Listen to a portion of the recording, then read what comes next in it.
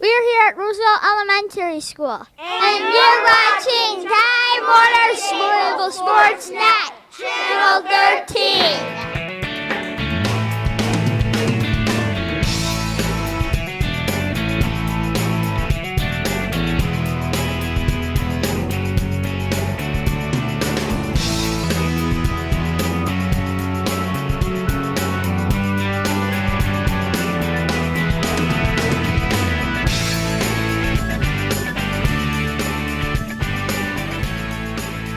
Good afternoon and welcome to All That Matters. I'm Lorraine O'Donnell. Weren't those kids adorable? Those were kids from Roosevelt Elementary School. That was little Patrick, who was our voice there. We're going to hear from them later. Pete got a chance to talk to those kids about their Fun to Be Fit program, so we're going to talk to them later. Also, Western New York hero John Batiste from Klein Steel Services. It's true, the steel industry is alive and well here in Buffalo, New York. Also, around Western New York in 30 days. We got a chance to go to the Historical Society and talk about Party on the Portico and also Shaking Hands and Kissing Babies, their new political exhibit there. And also, we're going to talk about the Red Planet. We're talking about Mars. That's science in space.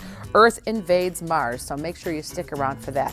But right now we're talking theater, and we're talking a local girl made good who is from here. We are talking to Kaylee Quinn, who is from Hamburg, but now is part of a company called GUTWorks. She is one of the co-artistic directors, and they are originally based in New York, and they have come home. Kaylee has come home, I should say, to perform a one-woman show called Vamping. It's a show about one woman's battle through Alzheimer's disease, and we are here with Kaylee's co-artistic directors John Maloney and Dan Burmester. Hi, guys. Hello. Hi. Thanks so much for being here. Thank you for having us. Well, Kaylee, let's talk to you first. You're a Hamburg girl. Sure, yes, definitely. When did you leave the area?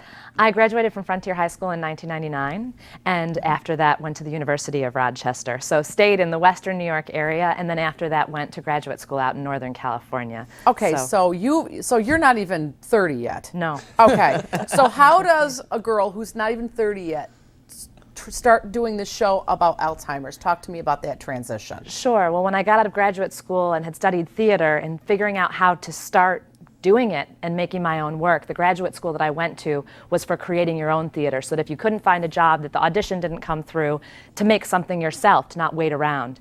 And the story that was really affecting me at the time was my grandmother's experience from home into nursing home and that transition, and her start to battle with dementia and losing her memories. And so I tried to do a show about all these other things, and that kept coming back. So that's where it started, and it has been playing now for 2 years. So this is a one-woman show, right? You play different characters in this. Your Yes. grandmother and how many other I play characters? 4 other characters. I play a little girl, a granddaughter, who's about 7 years old and is running around playing hide-and-go-seek with the grandmother, trying to help her through her memories and flashbacks. And I also play her best friend, who's 16 years old, on the pier of Lake Erie. And I play the woman who's 91 years old at several different ages throughout her life as well, and then a nurse character who takes care of her on a daily basis. So how has the show been received by audiences? Do you find a lot of people staying afterwards and maybe sharing their personal stories with you? Definitely. about We this? always do talkbacks after the show, so we have a session where people can share their stories and ask any questions, say what they thought a certain part of the story might have meant, and it's gone really well. We just did the show at Williams College in Williamstown, Massachusetts in December, and we had a great response there from Alzheimer's doctors, people who had family members who were going through the disease, and it's a really great experience as a community audience in that way. Now, part of the wonderful thing about your presentation is that the performance, it opens May 15th, it goes May 15th through the 17th. There's also previews if you want to catch those 13th and 14th. But the performance on May 17th actually benefits the Alzheimer's Association of Western New York, right? That's right, at 2 That's o'clock, the matinee, and we'll have a panel discussion afterwards that includes folks from the Alzheimer's Association, Hospice, Dent Neurological, the Erie County Department of Senior Services, and geriatric care practice managers. So they'll be able to speak to the piece and to the audience about figuring out better resources in the area and seeing how we can care for our elders in Western New York a bit better. That's terrific. And as we get older, and as you obviously know, even though you're not 30 yet, that's something we have to think about how we take care of our older family members. And I'm going to talk to your co-artistic directors for a minute. John, let's start with you. I know this show it's billed as a theater piece, but it's also multimedia. Yep. So what do you mean by that? Our company's always kind of mixing up a lot of different mediums kind of in our field. So the multimedia, we have video throughout the entire piece. That starts off actually with video of Julia's life in the 1930s. That's there for flashbacks. And then we also use a lot of video of Buffalo and montages to go into the mind. And so actually the set is rather bare. The idea of the show is just a wheelchair and an Afghan, and then we use a backdrop of video throughout the entire show to really open up the world for everybody. So. Well, I think it's great, and when you say open up the world for everybody, I think that's so important because of young people today. I hate to say young like I'm 80, but the young people today, really they're so ingrained in video and imagery that I think this kind of theater is actually helping.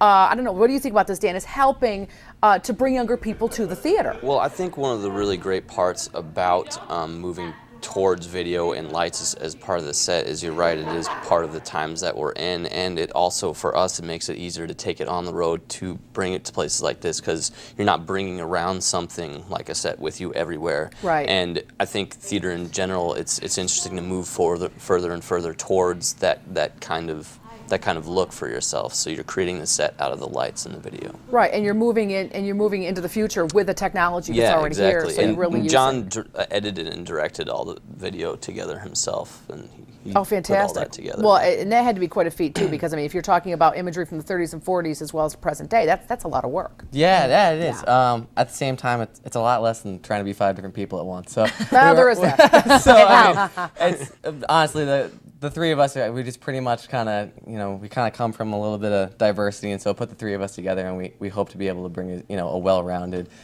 piece to everybody.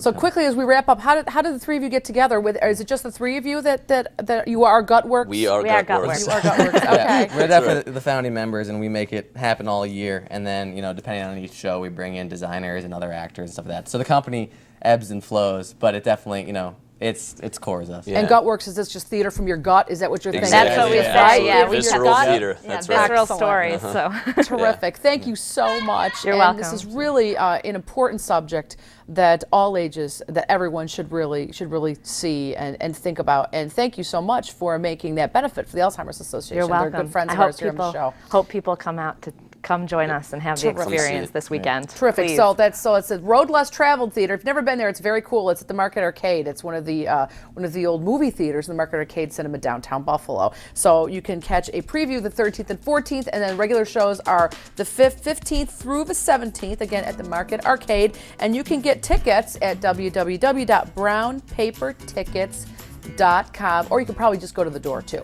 You can definitely come to the door and we'll You see can you do there. that. Thank you so much, Kaylee, John, and Dan. Thank you so much, and best you, of Lauren. luck Thank with you the for show. having us. So we'll see you at the theater. Thank you. All right, Thank thanks you a lot. so much. When we come back, the kids from Roosevelt Elementary, it's fun to be fit, and they're going to show Peter Anderson just how much fun it is when All That Matters returns.